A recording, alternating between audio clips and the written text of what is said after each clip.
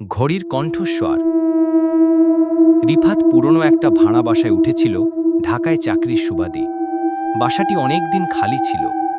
ঘরে ঢুকেই তার চোখে পড়ে দেয়ালের ওপর একটি বড় ঘড়ি, অনেকটা প্রাচীন স্টাইলের। বাড়ির মালিক বলল, ঘড়িটা নড়াচড়া করো না, পুরনো সময়ের স্মৃতি।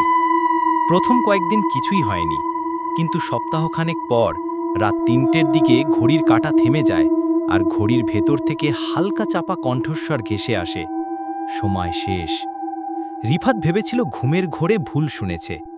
পরদিন একই সময় আবার সেই আওয়াজ, এবার স্পষ্ট, সময় শেষ, উঠো, সে আসছে।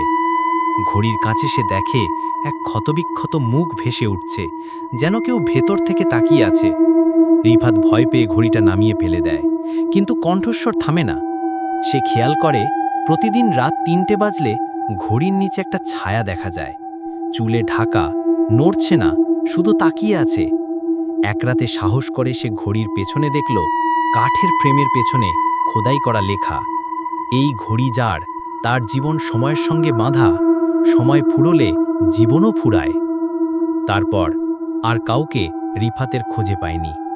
ঘরটি এখনও খালি, তবে রাত ৩টের সময় পাশের বাসিন্দারা দেয়াল ঘেঁষে হালকা আওয়াজ শুনতে পায়, সময় শেষ।